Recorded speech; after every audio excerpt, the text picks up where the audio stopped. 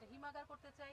আমার মনে হয় আমি যেভাবে হোক মানে সশরীরে বলেন বা আমার ফেসবুক পেজের মাধ্যমে বলেন, যেভাবে হোক আমি আমার এলাকাবাসীর কাছাকাছি আমার মেসেজটা পৌঁছানোর চেষ্টা করছি।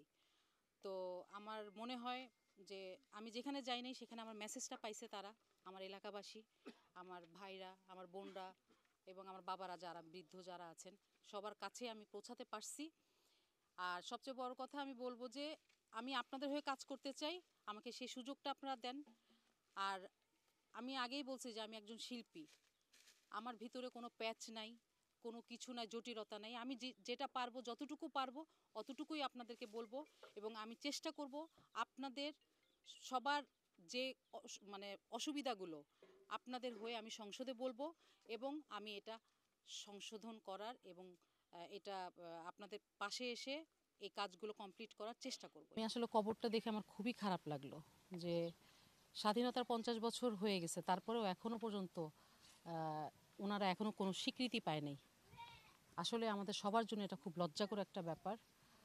তো ইনশাআল্লাহ আল্লাহ যদি সহায় থাকে এবং আমাদের এই এলাকাবাসী যদি আমার পাশে থাকে, তাহলে আমার প্রধান কাজই থাকবে স্বীকৃতি চেষ্টা করা এবং আমি চেষ্টা করব, আমার প্রধান কাজই থাকবে এটা।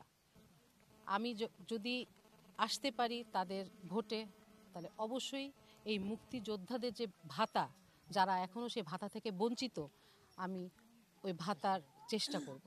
আমার যে এলাকা 2 আসনে যে যে প্রবলেমগুলো আছে আমি প্রত্যেকের ঘরে ঘরে গিয়ে আমি জানার চেষ্টা করছি এবং তাদেরকে আমি সেই প্রতিশ্রুতি দিয়েছি যদি আমি আসি, আমাকে যদি তারা মানে ভোট দিয়ে জয়ী করেন, তাহলে আমি তাদের কর্মী হয়ে কাজ করতে চাই। না ঠিক আছে, আমরা শুনতে চাই যে কোনো একটি জনপ্রিয় গান। মানে মাঠে আসার পরে চেঁচাতে চেঁচাতে গলার অবস্থা একদমই খারাপ, তারপরেও চেষ্টা করতেছি। আমি আশা করব আপনারা সবাই আমাকে ভোটটা দিবেন এবং আপনাদের পাশে থাকার সুযোগ করে দিবেন।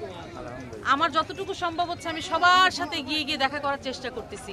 আপনারা যদি আমাকে সহযোগিতা না করেন তাহলে আমি কিছুই করতে পারবো না। আপনারাই হলো আমার হাতিয়ার। ঠিক আছে, সবাই আমার জন্য দোয়া করবেন।